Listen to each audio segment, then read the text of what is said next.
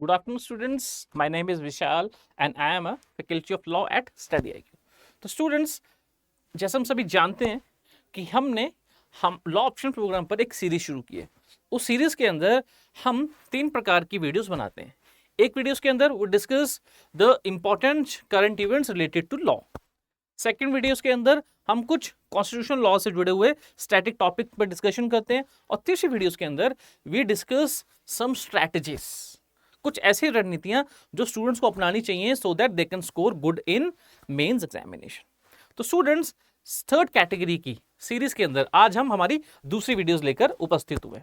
Students, इस video के अंदर हम डिस्कस करेंगे लॉ ऑप्शनल के लिए कौन कौन से बुक्स और सोर्सेज की आवश्यकता स्टूडेंट्स को पड़ेगी। अब स्टूडेंट्स का कई बारी मुझसे डायरेक्ट क्वेश्चन होता है कि सर सोर्सेज बता दीजिए, और बहुत सारे स्टूडेंट्स समटाइम्स मुझे मैसेज करते हैं कि sir sources, because sources define करना बहुत इंपॉर्टेंट है। Without defining the sources, without defining the books जिसका सहारा लेकर आप अपनी प्रिपरेशन को जारी रखेंगे, वो बहुत आवश्यक है। तो इसीलिए इस वीडियो के अंदर हम डिस्कस करेंगे लॉ ऑप्शनल के लिए कौन कौन से सोर्सेज और कौन कौन से बुक्स इफेक्टिव रहेंगी, और स्टूडेंट्स को इन बुक्स के अलावा, इन सोर्सेज के अलावा किसी और सोर्स को अडॉप्ट करने की जरूरत नहीं है। तो विल स्टार्ट, हम पेपर 1 से शुरू करते हैं। देखिए स्टूडेंट्स, पेपर 1 हम सभी जानते हैं, पेपर 1 के अंदर हमारे पास 3 मेजर सब्जेक्ट्स हैं, कॉन्स्टिट्यूशनल लॉ, इंटरनेशनल लॉ और एडमिनिस्ट्रेटिव लॉ। तो कॉन्स्टिट्यूशनल लॉ के लिए हमारे पास जो बुक्स रेफर करेंगे that would be MP Jain Indian constitutional law, MP Jain Indian constitutional law, या फिर JN Pandey constitutional law of India. तो इन दोनों बुक्स में से आप कोई बुक्स रेफर कर सकते हैं। पर्सनली इफ आई से, तो आई विल से कि MP Jain is a good book. वो बल्कि है, it run into several pages. कई बार स्टूडेंट्स जो हैं वो देखकर डाउट में आ जाते हैं कि क्या इतनी बड़ी बुक को हम पढ़ सकते हैं, या क्या हमारे पास इतना टाइम है कि हम इतनी बड़ी बुक को पढ़ सके और सही से कॉम्प्रीहेंड कर सके। तो स्टूडेंट्स, आपको अपने सिलेबस से स्टिक रहना है, ठीक है। आपको अपने सिलेबस के अलावा कोई भी टॉपिक नहीं पढ़ना। और दूसरा, इस बुक के अंदर अगर कुछ प्रोसीजरल एस्पेक्ट्स दिए हुए हैं, ठीक है, अब जैसे सुप्रीम कोर्ट के अंदर रिट पिटीशन कैसे फाइल की जाएगी, आर्टिकल 32, लैचेस, अगर रिट पिटीशन फाइल करने में डिले हो गया तो उसका इंपैक्ट क्या होगा, तो वो सब आपको नहीं पढ़ना, ठीक है। आपको सिर्फ सब्सटेंटिव पार्ट पढ़ना है, कॉन्सेप्चुअल पार्ट पढ़ना है। प्रोसीजरल पार्ट या प्रोसीजरल जजमेंट्स अगर इस बुक के अंदर कहीं भी मेंशन है, वो आपको कहीं नहीं पढ़नी है, राइट। तो एमपी जैन एक बहुत अच्छी बुक है। इससे आपका कॉन्स्टिट्यूशनल लॉ का लगभग सारा सिलेबस कवर हो जाएगा। फंडामेंटल राइट्स का चैप्टर बहुत डिटेल में और बहुत अच्छे तरीके से एक्सप्लेन किया गया है। इस बुक की लैंग्वेज जो है वो थोड़ी सी टेक्निकल है, लेकिन बाय मल्टीपल रीडिंग्स आप इस बुक की लैंग्वेज को आसानी से समझ पाएंगे।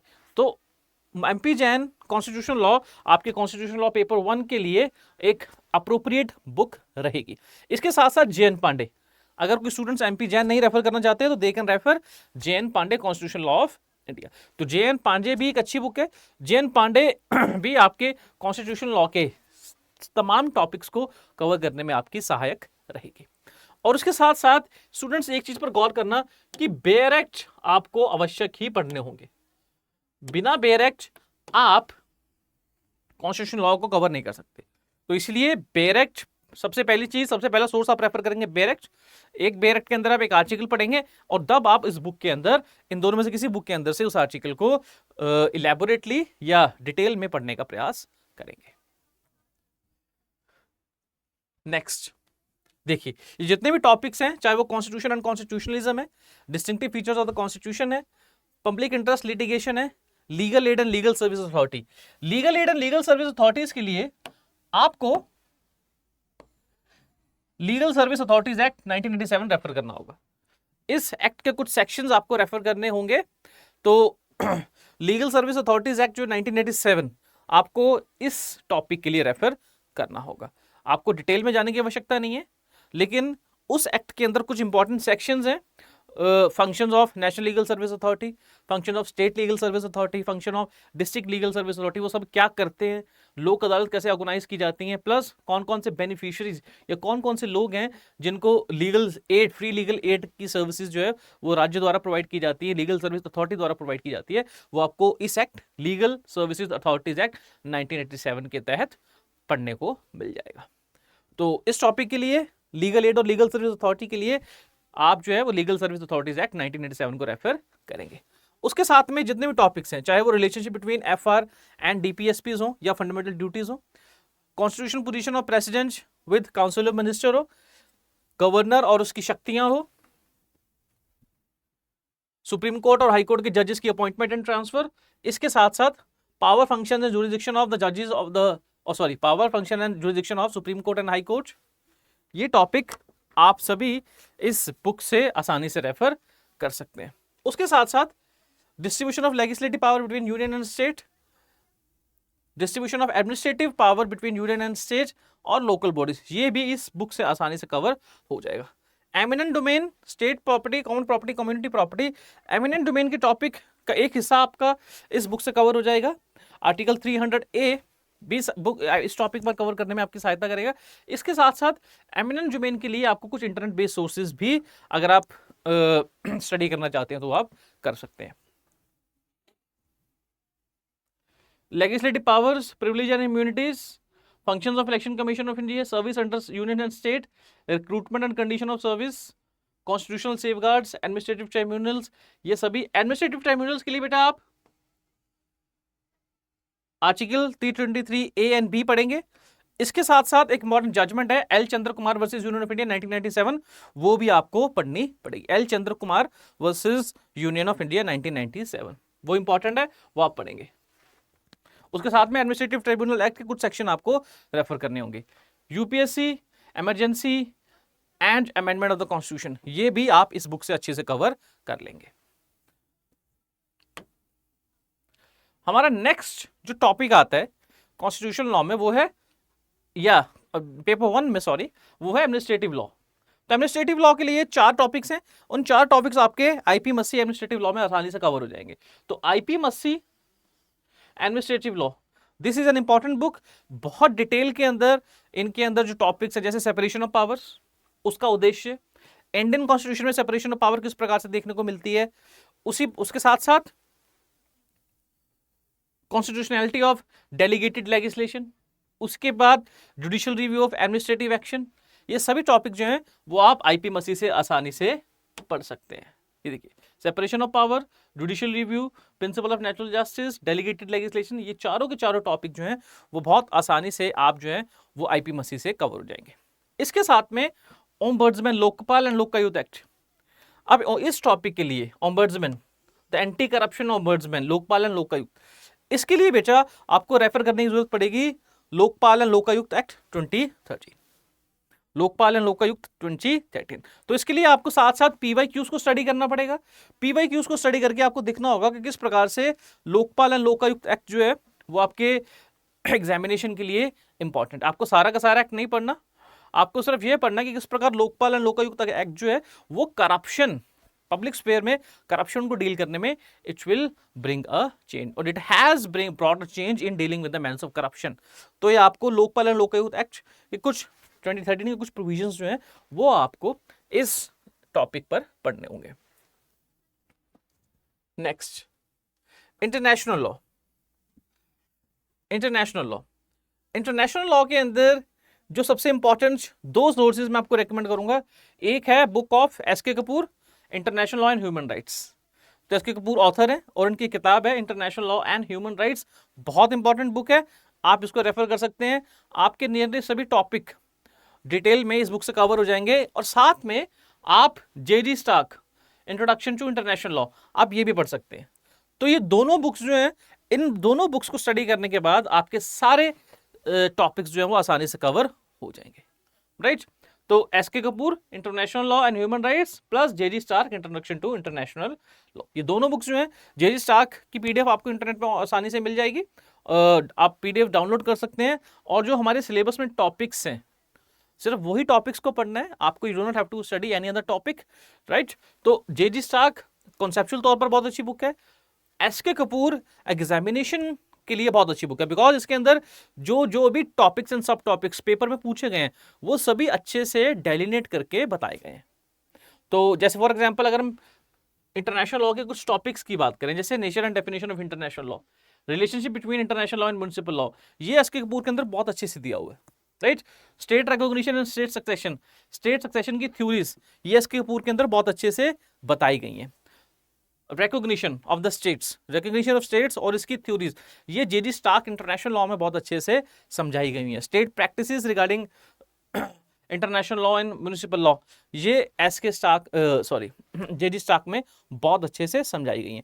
तो आप इन दोनों बुक्स को अच्छे से पढ़ सकते हैं, अपने नोट्स तैयार कर सकते हैं, एंड ये दोनों बुक्स जो हैं वो आपके सारे सिलेबस को कवर कर देंगे बारिंग फ्यू टॉपिक्स। कुछ टॉपिक्स जो लास्ट के 4 टॉपिक्स हैं उनको छोड़ के आपका सारा सिलेबस जो है वो S K. Kapoor plus international law, introduction to international law by J G. Starke से कवर हो जाएगा। जैसे nature and definition of international law S K. Kapoor में बहुत अच्छा इसका एक्सप्लेनेशन दिया हुआ है। Relationship between international and municipal law J G. Starke में इसका बहुत अच्छा एक्सप्लेनेशन दिया हुआ है, आप वहां से रेफर कर सकते हैं। State recognition and state succession ये दोनों ही बुक में, चाहे वो जे.जी. स्टार्क रेफर कर लो चाहे वो एस.के. कपूर रेफर कर लो, ये टॉपिक अच्छे से कवर किया हुआ है। लॉ ऑफ सीज जिसके अंदर हम पढ़ते हैं United Nation convention on law of seas, तो यह भी इन दोनों बुक्स के अंदर अच्छे से कवर किया हुआ है। Nationality, statelessness, human rights, procedure available for the enforcement, ये टॉपिक भी आप एस.के. कपूर या जे.जी. स्टार्क से, वैसे तो मैं आपको रिकमेंड करूंगा कि ये टॉपिक जो है वो आप जे.जी. स्टार्क से अच्छे से पढ़े। Jurisdiction of states, extradition and asylum, ये टॉपिक आपका एस.के. कपूर में बहुत अच्छे से कवर किया हुआ है। ट्रीटीज की formation, application, termination and reservation, ये टॉपिक आपका हालांकि ये जो टॉपिक है ये Vienna convention on law of treaties 1969 से डिराइव्ड है, लेकिन ये भी आपका जे.जी. स्टार्क और एस.के. कपूर में अच्छे से कवर किया हुआ है। यूनाइटेड नेशंस, इसके ऑर्गन्स, उनकी पावर एंड फंक्शंस, इसके लिए चाहे तो आप यूएन हैंडबुक को रेफर कर सकते हैं, आपको इंटरनेट पे मिल जाएगी, इंटरनेट पे सोर्सेज मिल जाएंगे यूएन हैंडबुक, उसके अंदर डिफरेंट ऑर्गन्स, उनकी पावर एंड फंक्शन आसानी से बताई गई है, तो आप यूएन हैंडबुक जो है वो रेफर कर सकते हैं। नहीं तो आप एस.के. कपूर से भी रेफर कर सकते हैं, टॉपिक आपको डिटेल में मिल जाएगा। उसके साथ साथ पीसफुल सेटलमेंट ऑफ डिस्प्यूट्स और डिफरेंट तरीके या डिफरेंट मोड्स, तो जुडिशियल सेटलमेंट, चाहे आर्बिट्रेशन, चाहे कंसिलिएशन, चाहे नेगोशिएशन, वो सभी भी आपको इन दोनों बुक्स में मिल जाएंगे। Lawful recourse to force, aggression, self defence and intervention, यह टॉपिक भी आपको इन दोनों बुक में आसानी से मिल जाएगा। Fundamental principles of international humanitarian law, जिसके अंदर हम जिनीवा कन्वेंशंस और उसके प्रोटोकॉल पढ़ते हैं, ये भी आपको इन दोनों बुक्स में अच्छे से मिल जाएगा। नेक्स्ट हमारा टॉपिक है legality of the use of nuclear weapons, ban on testing of nuclear weapons, nuclear non proliferation treaty. इस टॉपिक को पढ़ने के लिए आपको ICG opinion on legality of use of nuclear weapons जो है वो पढ़ना होगा। ये मटेरियल आपको इंटरनेट पे आसानी से मिल जाएगा। तो ICG opinion on legality of use of nuclear weapons, ये टॉपिक आपको आसानी से इंटरनेट पर मिल जाएगा। Next, international terrorism, state sponsored terrorism, hijacking international criminal court. तो आईसीसी इंटरनेशनल क्रिमिनल कोर्ट के लिए आप आईसीसी इंटरनेशनल क्रिमिनल कोर्ट और इसकी एस्टैब्लिशमेंट और फंक्शंस के बारे में पढ़ सकते हैं इंटरनेट पर ही जाकर आईसीसी की वेबसाइट पर। उसके साथ साथ ये topics, state sponsored terrorism, international terrorism, ये क्या होता है, इससे डायरेक्ट क्वेश्चन पूछे जाते हैं, तो ये आप इंटरनेट बेस्ड सोर्स से पढ़ सकते हैं। हालांकि ये टॉपिक जो है वो एस.के. कपूर में भी कवर किए गए हैं, लेकिन इसके साथ में अगर आप इसको इंटरनेट बेस्ड सोर्स से पढ़ना चाहें तो आप उसको पढ़ सकते हैं। New international economic order, monetary law, ये आपके एस.के. कपूर में अच्छे से कवर्ड है। Protection and improvement of human environment, international efforts, इसके लिए आपको कुछ इंटरनेशनल कन्वेंशंस जो हैं वो पढ़नी होगी। फॉर एग्जांपल स्टार्ट करें हम स्टॉकहोम कन्वेंशन से, तो अंतर्राष्ट्रीय स्तर पर इंटरनेशनल एनवायरनमेंट को इंप्रूव करने के लिए क्या क्या एफर्ट्स किए जा रहे हैं, उसके लिए आपको इंटरनेशनल कन्वेंशंस और उन कन्वेंशंस में एंड में, अब देखिए कन्वेंशन होती है, कन्वेंशन के एंड में कुछ डेक्लरेशंस आती हैं। हर कन्वेंशन का एक एजेंडा होता है। इंटरनेशनल जब मीटिंग्स होती हैं खासकर एनवायरनमेंट से रिलेटेड, तो उस मीटिंग के एंड में डेक्लरेशंस आती है, तो आपको डेक्लरेशंस पढ़नी है। फॉर इंपॉर्टेंट, जैसे आप स्टॉकहोम पढ़ सकते हैं डेक्लेरेशन, उसके बाद आपकी रियो डी जेनेरियो, उसके बाद आप पेरिस कन्वेंशन। तो ये जो इंपॉर्टेंट कन्वेंशन हैं, उन कन्वेंशन के एंड में डेक्लेरेशन, ये इंटरनेशनल कम्युनिटी ने क्या डिसीजन लिए, वो आपको समझने आवश्यक है। तो ये 4 टॉपिक्स जो है, ये इसके लिए आप 14th टॉपिक को छोड़ के आपको आईसीजे ओपिनियन, अगर मैं 12 टॉपिक की बात करूं तो आपको आईसीजे ओपिनियन पढ़ना पड़ेगा। उसके बाद इंटरनेशनल टेररिज्म के लिए भी आपको इंटरनेट बेस्ड सोर्सेज को ही रेफर करना होगा। और इसके साथ में आप एसके कपूर से भी टॉपिक पढ़ सकते हैं, new international economic order SK Kapoor से पढ़ सकते हैं। और लास्ट के टॉपिक के लिए आपको इंटरनेशनल कन्वेंशन, जो भी इंटरनेशनल कन्वेंशन इंपॉर्टेंट हुई हैं, उन कन्वेंशन के एंड में डेक्लेरेशन रिजल्ट्स क्या है वो आपको अच्छे से पढ़ने होंगे। स्टूडेंट्स, हम सभी जानते हैं optional subject plays an important part. Optional subject एक बहुत महत्वपूर्ण रोल प्ले करता है किसी भी एस्पिरेंट की सिलेक्शन में, बिकॉज इट्स वर्थ 500 मार्क्स। तो ऑप्शनल सब्जेक्ट को प्रिपेयर करना, अच्छे से प्रिपेयर करना, that is important for your selection. तो इसके लिए एक अच्छा प्रोग्राम चूज करना, एक अच्छा टीचर चूज करना is very important. Study IQ के अंदर we offer law programs, we offer law optional program. तो लॉ ऑप्शनल प्रोग्राम के अंदर we cover the syllabus according to the pattern of the examination. Each and every topic we cover in detail manner. कोई भी ऐसा topic नहीं है जो हम कवर नहीं करते हैं। I personally teach the topics. तो ये लॉ प्रोग्राम जो है, ये लॉ ऑप्शन प्रोग्राम, वो मैं ही हैंडल करता हूँ, मैं ही पढ़ाता हूँ। And each and every topic is taught by me only. इसके साथ साथ लॉ ऑप्शन प्रोग्राम के अंदर we understand the legal current affairs, क्योंकि लीगल करंट अफेयर्स इंपॉर्टेंट होते हैं। हमारे सिलेबस के अंदर जितने भी एक्ट्स हैं, उन एक्ट्स के अंदर कोई अमेंडमेंट आ रही है तो अमेंडमेंट जो है देयर इज अ पॉसिबिलिटी कि आपसे पेपर में पूछी जा सकती है। और पुराने लॉ और नए अमेंडेड लॉ के अंदर चेंजेस को कंपैरिजन जो है आपसे पूछा जा सकता है। इसके लिए लीगल करंट अफेयर्स भी हमारी तैयारी का बहुत अच्छा हिस्सा है, जो हम अपने लॉ प्रोग्राम के अंदर कवर करते हैं।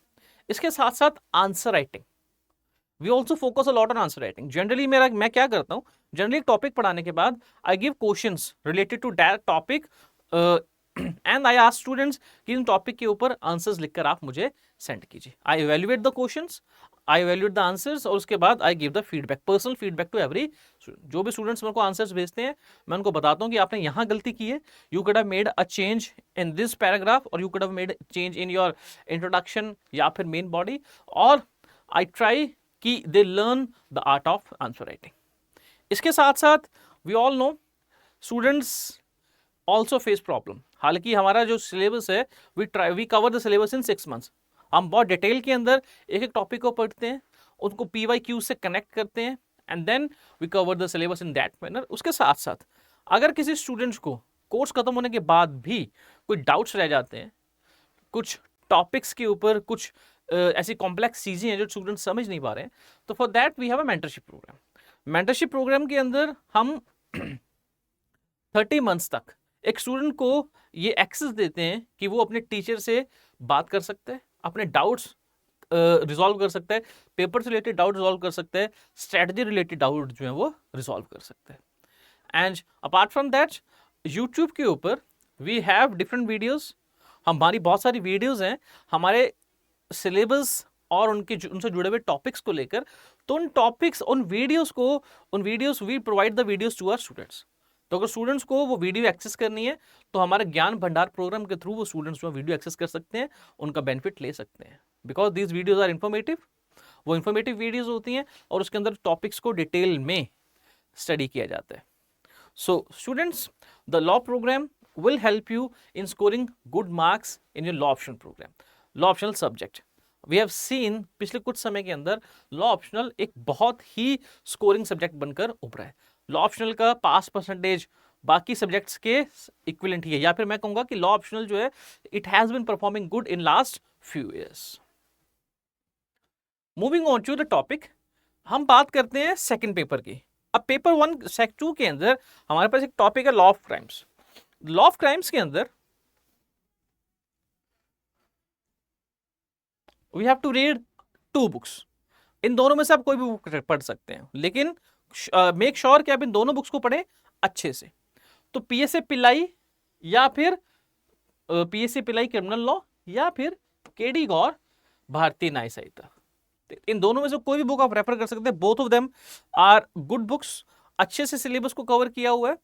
और इसके साथ में बेयर एक्ट, तो आपको बीएनएस बेयर एक्ट जो है वो पढ़ना ही पड़ेगा, ठीक है। तो स्टूडेंट्स, मैं आपको हमेशा कहता हूं कि लॉ बिना बेयर एक्ट के समझा नहीं जा सकता, तो इसलिए आपको बेयर एक्ट प्लस इन दोनों में से कोई भी बुक आप रेफर कर सकते हैं।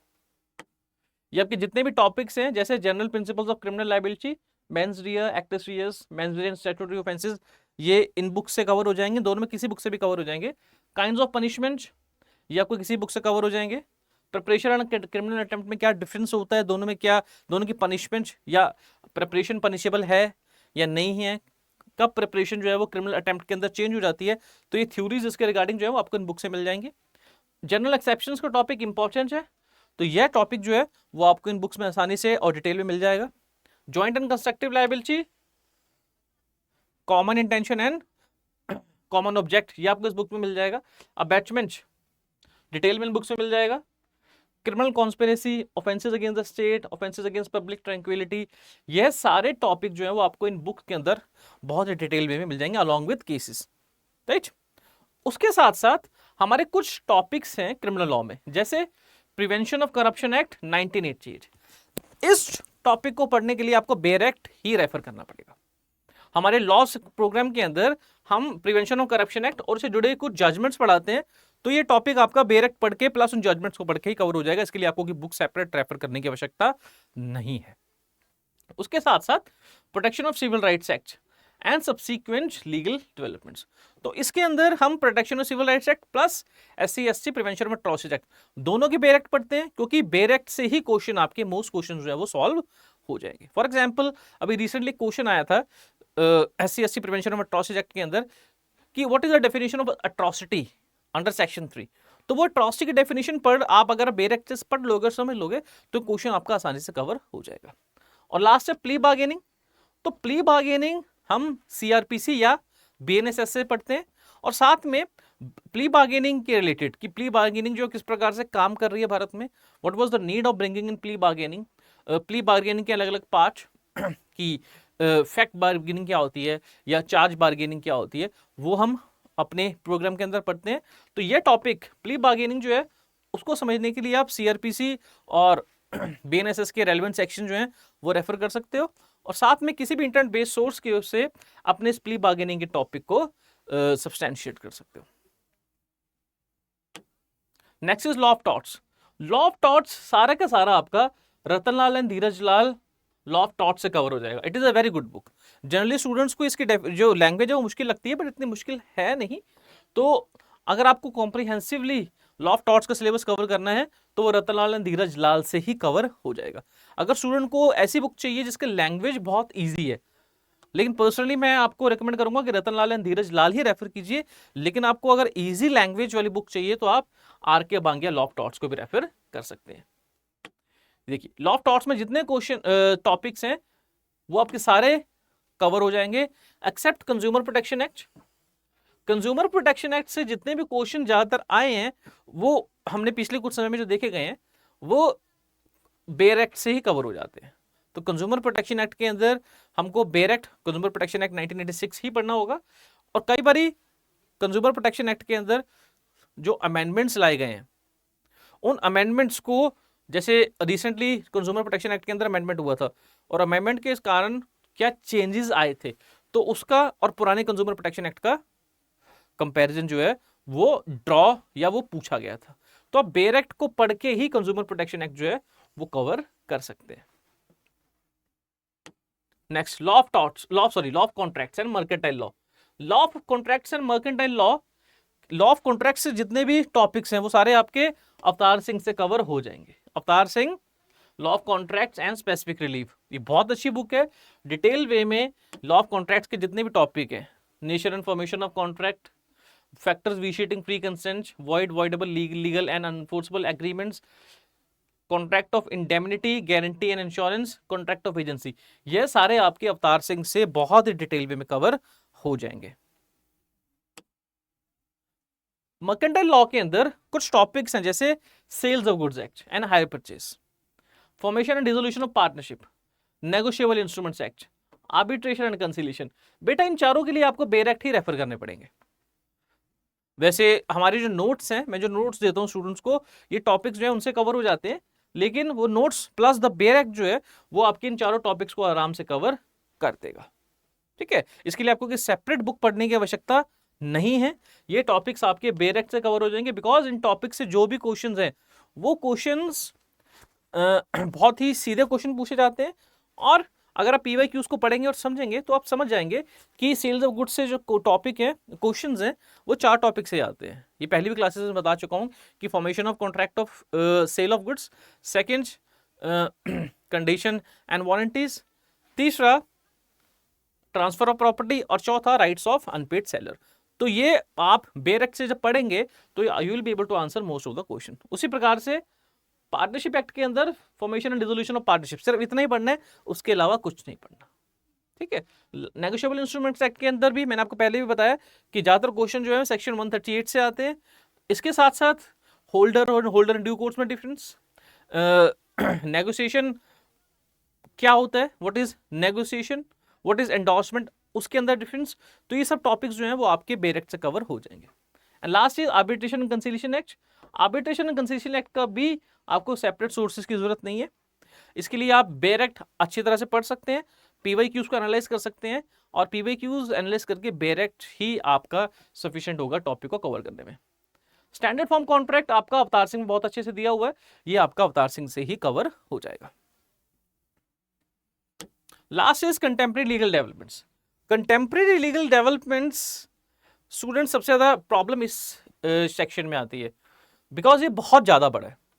तो इसके लिए पहली बात आपको बेयर एक्ट ही रेफर करने होंगे, दूसरा आपको पीवाईक्यूज जो हैं वो बहुत अच्छे से समझने होंगे, बिकॉज ये टॉपिक्स इतने वास्ट हैं कि विदाउट अंडरस्टैंडिंग द पीवाईक्यूज आप इन टॉपिक्स को कवर कर ही नहीं पाओगे।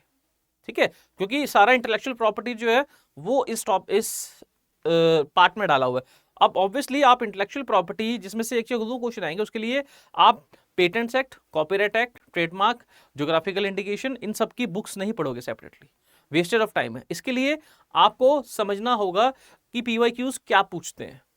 ठीक है, फॉर एग्जांपल हम अगर बात करें तो पेटेंट एक्ट में वो क्वेश्चन पूछते हैं एवरग्रीनिंग ऑफ पेटेंट्स क्या होता है, ठीक है, या किन कंडीशन के अंदर पेटेंट्स करवाए जा सकते हैं। उसी प्रकार से कॉपीराइट क्या होता है, कॉपीराइट किस में सबसिस्ट करता है, किन कंडीशंस के अंदर कॉपीराइट का अधिकार नहीं होता। तो ये टॉपिक सारे आपके बेयर एक्ट से ही आसानी से कवर हो जाएंगे, इनके लिए सेपरेट बुक पढ़ने की आवश्यकता नहीं है। और साथ में कुछ internet based sources, for example अगर हम पीआईएल की बात करें तो पीआईएल आपका कॉन्स्टिट्यूशन लॉ में कवर हो जाता है, उसके लिए सेपरेट की जरूरत नहीं है।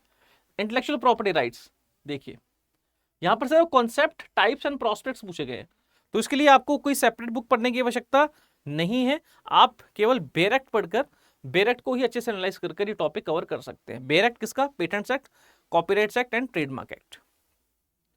आईटी एक्ट, आईटी एक्ट भी आपको आवश्यकता नहीं है पूरा पढ़ने की, आईटी एक्ट के अंदर ही कुछ ही क्वेश्चन पूछे जाते हैं, जैसे आईटी एक्ट के अंदर ऑफेंसेस क्या क्या है, साथ में इंटरमीडिएट्स की लाइबिलिटी क्या होती है, तो वो बेयर एक्ट पढ़कर आप आसानी से समझ सकते हैं। कॉम्पिटिशन लॉ, इसके अंदर भी जो मोस्टली क्वेश्चंस आते हैं वो कॉम्पिटिशन लॉ के अंदर वर्टिकल एग्रीमेंट्स क्या होते हैं, हॉरिजॉन्टल एग्रीमेंट्स क्या होते हैं, अब्यूज ऑफ डोमिनेंस क्या होता है, तो ये टॉपिक जो है वो आपके बेयर एक्ट से ही कवर हो जाते हैं, इसके लिए आपको सेपरेट बुक पढ़ने की आवश्यकता नहीं है। एडीआर्स के अंदर हमारा आर्बिट्रेशन कंसिलिएशन एक्ट जो हमने मर्केंटाइल लॉ में कवर किया है वो काम आएगा। Secondly national legal service authorities act जो हमने पहले ही कवर कर लिया है, उसके अंदर लोक अदालत की फंक्शनिंग यहां पर काम आ जाएगी।